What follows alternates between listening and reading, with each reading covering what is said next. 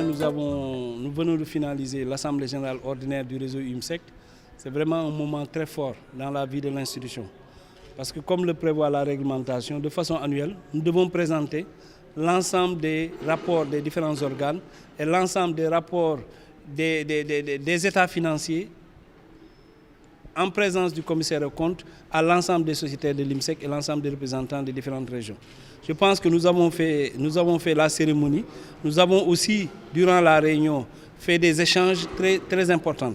qui vont nous permettre au moins de mieux consolider le réseau. Du point de vue qualité et performance, le réseau a fait cette année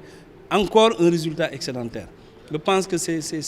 extrêmement important vu la période difficile que nous avions suivie il y a sur les 3-4 dernières années. Le réseau, pour la deuxième année, devient excédentaire. Et ça nous réconforte dans le choix et l'orientation que nous avons prise en relation avec les membres du conseil d'administration sur la nécessité de revoir notre procédure d'octroi de crédit, de motiver davantage notre personnel et de travailler et de faire en sorte que la proximité avec les sociétaires, les crédits aux femmes demeure une réalité importante au niveau de l'IMSEC. C'est cette orientation-là que nous continuons, si bien que cette année, les résultats que nous suivons nous réconfortent dans la voie que nous avons décidé de suivre. Et ça, vraiment, il y a lieu de remercier l'ensemble des membres du conseil d'administration, de remercier l'ensemble des sociétaires pour les réflexions et les recommandations qu'ils nous ont données aujourd'hui. Je pense que c'est déjà une feuille de route très claire qui va nous permettre au moins pour 2019 de consolider les acquis et de dégager d'autres perspectives, surtout en direction des nouveaux produits que nous avons mis en place relativement à la finance digitale, relativement à l'utilisation des tablettes, relativement aux petits crédits pour les femmes, relativement aux conventions que nous avons envisagé de faire. Parce que cette année, nous avons octroyé 4 milliards pour plus de 4 à 5 milliards pour les femmes, 4 milliards, plus de 5 milliards pour les femmes, uniquement pour les femmes. Et nous envisageons aussi cette année de faire plus. Parce que tout simplement, c'est des crédits qui se remboursent très bien. Et ça nous permet de rester en phase avec notre mission sociale, qui est de soutenir les femmes rurales, qui est de soutenir la famille, qui est de soutenir aussi les communautés qui sont dans les zones périurbaines et rurales. Tey li ñu fi dajale woon lu am solo la mooy assemblée générale réseau UIMSEC fii vraiment salle bi fees na dell amul kenn ku manqué délégué région yëpp ñëw nañu waxtaan wi ñu fi waxtaan nag waxtaanu jàmm ak salaam la waxtaanu defar la li ñu fi dégg yëpp tey ci suba yëpp ay waxtaanu defar la ay waxtaan yoo xam ne ay xalaat la yoo xam ne pour jëmale réseau bi kanam li tax nag ñu woote tey mooy loi bi moo ne at mu nekk li ñu liggéey yëpp dañ ko war a ñëw teg ko ci kanamu sociétaire bi commissaire au compte bi tamit wax moom li mu gis li ñu gis daal mooy ren cette année réseau UIMSEC nekkaat na un réseau boo xam dafa amaat ay excédents yu am solo jéego yooyu nag ñu am dafay consolider que ni yoon wi nga xam jël nañ ko mu nekk yoon woo xam ni vraiment dañ ko orienter vers la proximité avec les sociétaires vers la proximité avec de faire davantage de crédit pour jigéen ñi topp ndaw yi ak jigéen ñi ak femmes yi nga nekk ñi ngi nekk en zone rurale loolu orientation bu baax la parce que ñoom bu ñu jëlee dañuy fay ñi ngi leen di former parce que femmes yi jigéen ñi war nañ leen former doo leen jox financement rek bañ leen former ñun dañ leen di former dañuy waxtaan ak ñoom dañuy saafante ak ñoom dañuy veiller à ce que jigéen boo xam ne yaa ngi ñëw IMSEC di liggéey nga gis ni IMSEC mi ngi lay jàppale ci sa xam-xam mi ngi lay jàppale ci sa xam-xamu organisation sa groupement mi ngi lay jàpp ci sa xam-xam nan ngay saytoo sa liggéey loolu nag moo tax résultats yi moo tax du ñu bett li tax résultats yi baax du ñu bett ndax yoon wi ñu jël mooy yoon wi baax te am nañ yaakaar ni yoon woowu bu ñu ci bañee teggi suñu loxo continuer ci vraiment réseau bi ñaari année yi nga xam dañ ci génn excédent ci 3e année bii nga xam ni muy 2019 yàlla mën nañu suturaal ñu dolliwaat ñu consolider les acquis ça nous permettra aussi suñu plan d'affaires bi nga xam war nañ ko mën def ñu réfléchir ci davantage de qualité et davantage de performance en tout cas man kontaan naa bu baax ci élu ñoom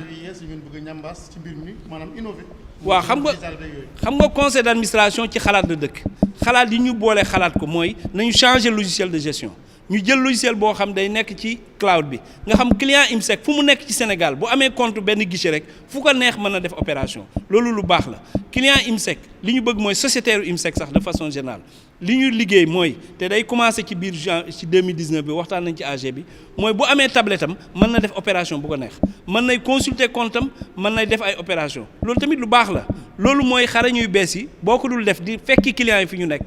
di fekk sociétaire fi mu nekk yàlla day def boo moytul ñooñu da nga leen di ñàkk ndax ñi ni amatuñ jot nit ñi banque bi léegi banque yi ñoom ñoo war a fekk nit ñi banque yi dañu war a dugg ci kër yi banque yi dañu war a dem ci marché yi banque yi dañu war a dem ci tool yi léegi nit ñi amatuñu jot di bàyyi seen liggéey di fekk si te loolu xarala yu bees yi moo ñuy permettre à ce que mu mën nekk vraiment ñi ngi ci sant bu baax conseil d'administration ndax autorisé nañu ñu def effort financier yooyu pour investir dans ça te am naa yaakaar ni ci kanam dana jur njariñ boo xam ni kenn xamul fu muy toll ñu ngi sant ñëpp. Aujourd'hui, vraiment, c'est une journée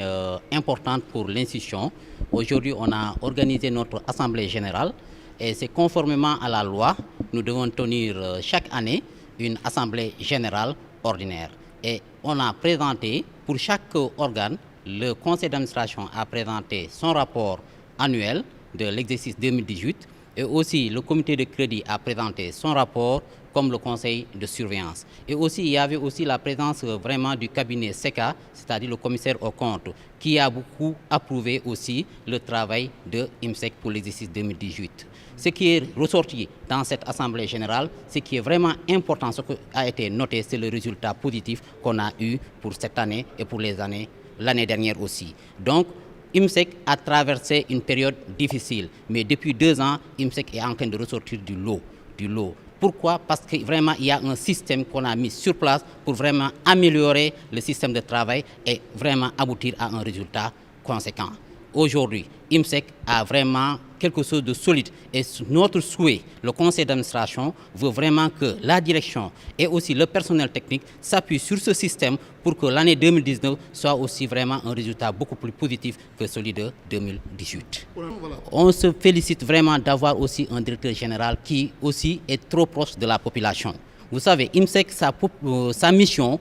il a 2 missions. C'est la mission sociale qui est très importante, qu'on doit s'appesantir. D'ailleurs, cette année, on est en train de travailler pour mettre en place des petits crédits petits pour vraiment avoir les clients qui sont vraiment trop démunis. Avec des moins de 15 000 ou 20 000 francs, ils peuvent vraiment développer une activité génératrice de revenus. Vraiment, c'est ça IMSEC. IMSEC vraiment ne cherche pas à avoir un profit trop important, mais plutôt aider la population à vraiment développer des activités génératrices de revenus. Les problèmes, c'est les crédits en souffrance. Ça, c'est n'importe quelle institution de microfinance a ces problèmes. Parce que qui dit microfinance dit des risques. C'est des risques que l'institution prend. Et maintenant, il faut recouvrir ses clients, ces crédits qui sont dehors. Parfois, le problème, c'est de recouvrir ces crédits qui sont pas payés. Vous savez, les crédits en souffrance, ça empiète sur vraiment le résultat de l'institution. Et c'est ça, surtout, le problème des institutions de microfinance. C'est partout, ce n'est pas IMSEC seulement. Mais à chaque année, avant même de tenir une assemblée générale, il y a le conseil d'administration qui se tient chaque 3 mois pour vraiment revoir et voir les points faibles et les points forts. Les points faibles, essayer de les améliorer et les points forts de les consolider, sinon d'augmenter le plus. Xanaa am mbégte si daje bi tey mooy assemblée générale bu IMSEC. Vraiment content trop si présider assemblée générale bu IMSEC parce que lu tax tey contenté la ñu am lu yàgg dañuy toog di def assemblée générale di am ay déficit ay pertes si suñu liggéey mais tey bu ñu ñëwee ñu ne ñu vraiment tey IMSEC dafa am bénéfice contenté bu rëy la tey vraiment neex na ma trop di présider IMSEC présider assemblée générale ñu ne ma suñu résultat dafa am vraiment benn avancement loolu lu rëy la lu ko waral nag mooy direction générale personnel technique bi ak élus ñëpp ci jàpp pour que vraiment résultat bi am vraiment ñu ngi leen di jaajëfal di leen ñaax aussi vraiment ñu continuer ci liggéey boobu pour que l'année prochaine mooy 2019 ñu gën a amaat ay résultats yu gën a baax vraiment man am naa ci yaakaar parce que tey dañoo am ay système d'information boo xam ne vraiment liggéey bi day gën a set ku xam IMSEC utul bénéfice ci kaw askan bi IMSEC rôle am mooy jàppale askan bi rôle am mooy jàppale ñu gën a néew doole rôle am mooy lutter contre ndóol donc bu ñëwee bu amee mission boobu donc moom lu ko war mooy def tout pour que crédit mi mun a vraiment yegg ci population boo xam ne amuñu possibilité dem ci système bancaire yu traditionnel vraiment et aussi maa ngi gis ni cette année mooy ren IMSEC vraiment def na ay jéego pour def ay mettre en place ay crédits yu ndaw yoo xam ne day permettre kuy jaay caaf wala di jaay mango wala ay pomme de terre mun a accéder ci crédit yooyu mun a jël crédit yooyu liggéey delloo ko ci mu gën a gaawee tant que mu sonn te aussi amul ay comité de crédit vraiment loolu jéego bu rëy la maa ci sant aussi direction générale le directeur général et son équipe et tout le personnel technique et tous les élus. waa jafe-jafe yi moom c'est normal parce que ku ne da ngay joxe crédit mooy risque ngay jël parce que microfinance boo gis day joxe crédit mais garantie yi nekku ci ginnaaw garantie mooy bëriwul mooy difficulté bi donc ñu ngi joxe crédit mais forcé parfois di nga am jafe-jafe pour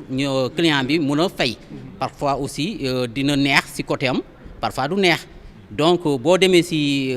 crédit dina am crédit yoo xam ne dafa baax am na crédit yoo xam ne dafa feebar moo leen tuddee crédit en souffrance loolu nag ce sont des problèmes boo xam ne dañ koy jànkonteel mais nag néema loolu du ñu empêcher di liggéey il faut que nga négocier ak client bi di ko jox di recouvrir pour que ñeneen tamit mun ciy jot